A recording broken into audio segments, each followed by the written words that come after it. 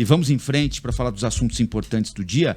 Vamos começar com a troca na Caixa, então, porque foi anunciada agora há pouquinho a demissão da presidente da Caixa. É mais uma mulher que perde o cargo no primeiro escalão do governo Lula, a Rita Serrano, que foi escolhida, aí a imagem dela, foi escolhida lá na transição de governo ainda, como um símbolo de renovação da Caixa, né? Porque a Caixa vinha da presidência de um homem que sofreu uma série de denúncias muito contundentes, de assédio moral, assédio sexual, enfim, coisas escabrosas, e a Caixa, e vinha da utilização da Caixa também entre o primeiro e o segundo turno da eleição, quando houve ali a concessão de crédito consignado indiscriminado para beneficiário do Auxílio Brasil.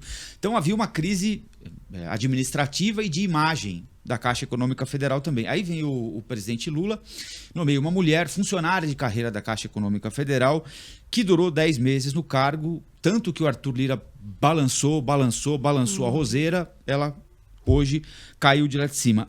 Ela é funcionária da Caixa, né? Desde 1989.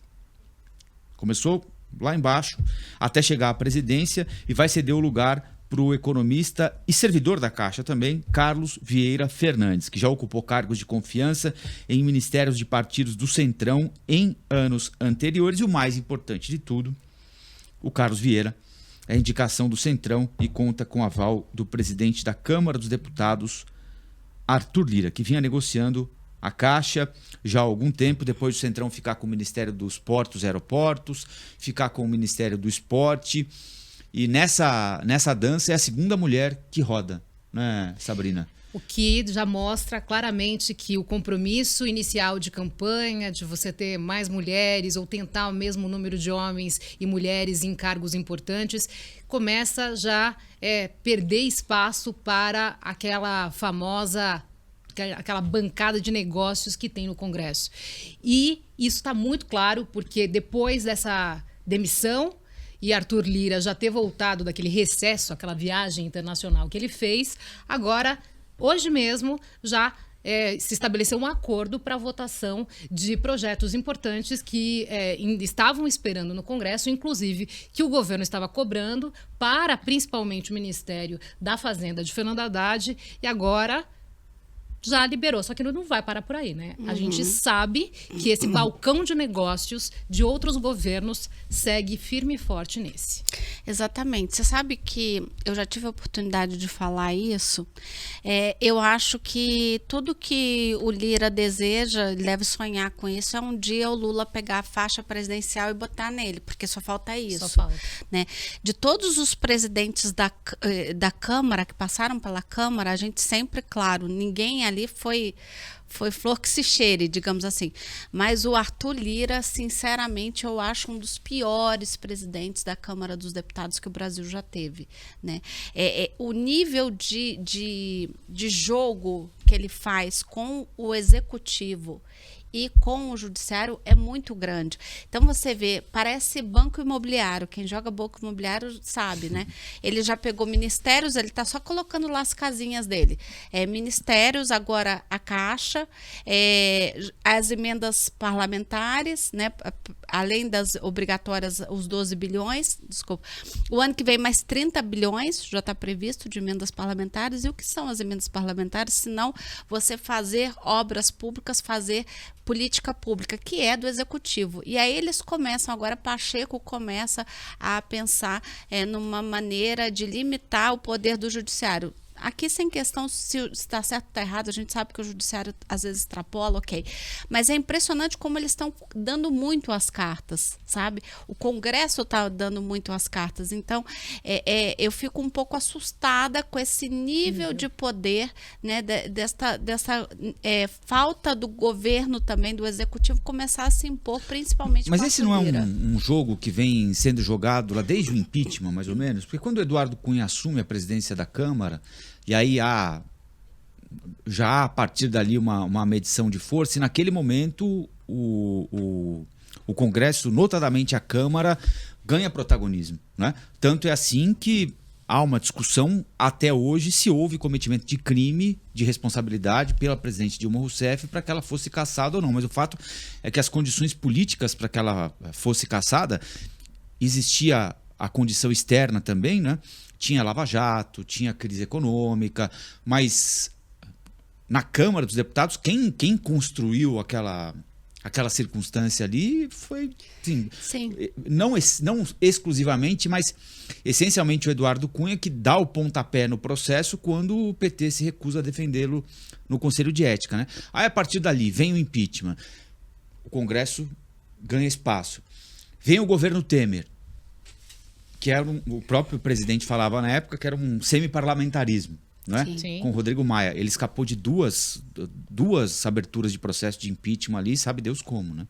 Aí vem o Bolsonaro, quer chutar a porta, vai formar a base com agronegócio, bancada da bala, dá com os burros na água. Até que ele entrega a chave do gabinete para o Arthur Lira e vai fazer as maluquices dele e o Arthur Lira toca o barco, né? É difícil voltar agora, né? Tanto é que era um jogo, nesse momento, que o ex-presidente Bolsonaro teve quase 200 pedidos de impeachment, todos na gaveta. Então, nos momentos mais surreais que o Brasil passou, nenhum nem era colocado para votação, para análise. Então, claramente um acordo. E claramente quem tinha o poder, Arthur Lira. É difícil botar de volta pra caixinha, né? Mas Elaine? na época... Depois que você os caras, tirou o monstro. Depois que o cara... Eu li isso um dia desses aqui, mal comparando, é o seguinte. Quando você é alimentado com carne, né? Se precisar, você come. Mas é difícil depois você comer, né, alguma coisa que não é tão saborosa, né? Assim, pra quem come carne, né? Ou sei lá, mas, assim, alguma outra coisa se assim. você voltar na época da Dilma, você não tinha ali só um protagonismo do... exatamente, só do presidente da Câmara, só do Congresso. Você tinha ali o Judiciário também atuando com a questão ali da Lava Jato, né? A própria economia não estava boa e vamos combinar, o que faz um presidente ser impeachmentado é quando a sociedade já não aguenta mais, quando a economia não vai bem, as pessoas vão para a rua. O ir para a rua é muito preocupante em qualquer lugar do mundo, né? O povo de fato tem muito poder. Então, você tinha todas essas circunstâncias que juntas fizeram com que a Dilma fosse derrubada. O Temer é um cara que vem do Congresso. A gente sabe que ele é o papa da articulação, é o cara que melhor sabe articular politicamente. Segue, né? Exato. Então, assim, ele ali para ele comia qualquer um com farinha, né? Ele foi professor de todos. E aí, quando chega o Bolsonaro, ele chega com aquele viés que você mesmo falou, né? Pé na porta, não vou negociar com o Congresso, e depois ele viu que teve que abrir para o Centrão. E aí entra Arthur Lira, que a gente vê o que vem fazendo. E aí, o que acontece agora nessa gestão? Você tem uma casa muito mais direitista do que centro-esquerda, né? Hoje você tem ali uma direita dominando muito a Câmara. E aí, óbvio, você começa a ter diversas CPIs, que é uma forma de você pressionar o governo, né? Você começa a não votar as pautas que o governo precisa que se desentranhem, como, por exemplo, a reforma tributária e tantas outras, e você começa a criar pautas para poder também pressionar o governo, né? Pautas que não são do interesse do governo. Então, é isso que ele vem fazendo, e ele tem feito isso muito na cara dura. Eu nunca vi ninguém fazer tão na cara dura que nem o Arthur Lira faz. Fazer as claras, já não tem mais joguinho de cena, tanto que já tem até o termo, né? Não é mais centrão, é lirão. Exato. Né? Porque o pessoal ali obedece. Tanto é que Arthur Lira, o presidente da Câmara, estava em viagem e nós passamos aí cerca de 2 semanas sem nenhuma votação importante, sem nada acontecendo. Era como um recesso no meio do ano. Aliás, que eles já fizeram um recesso em julho quando não podia. Exato. Né? Quando você tinha que votar ali a LDO. Então, assim, e outra coisa, essa história agora da Caixa... não recai sobre ele. Ele ainda sai ileso de tudo isso, porque vai recair sobre o Lula. Prometeu vaga para as mulheres e está tirando. Então ele está sempre se eximindo de culpa. E é isso que eu sempre chamo a atenção das pessoas. Se a gente não parar com esse fla-flu Lula-Bolsonaro, enquanto a gente fica nesse fla-flu, Arthur Lira está assim, ó, nadando de braçada. Aí eu vou ser advogado do diabo, Elaine. Não existia Jair Bolsonaro na forma em que passou a existir a partir de 2018 e o Lula já jogava esse jogo, né? Tanto é que houve o mensalão, por exemplo, né? De partilhar espaço em troca de apoio até que aconteceu o que aconteceu, mensalão, petrolão. Então esse é um jogo em que o Lula também se sente confortável em jogar, né? Mas ele não tem jogado. Não, então... Assim, ele não tem jogado, mas aqui agora acabou de demitir a presidente da Caixa e vai precisar fazer outras concessões, se ele quiser que passem alguns outros projetos importantes. Por exemplo, já está aí na banca falando da Funasa, que também vai ser exigida para cumprir cota de poder, porque nada mais é do que poder e cargos para isso. Então, não dá para dizer que o que acontece é que o presidente Lula sabe jogar esse jogo, ou pelo menos tem a dança, né? Que ele também usa o timing certo, que ele prefere, que ele quer. Ele deu uma boa cozinhada no Arthur Lira, né? Muito. Sim. Tanto que a Caixa estava sendo pedida há muito tempo. Sim, essa cabeça já foi pedida. Aliás, tantas outras cabeças já foram pedidas, ele negociou umas e outras ele manteve, né? Outras tantas ele manteve.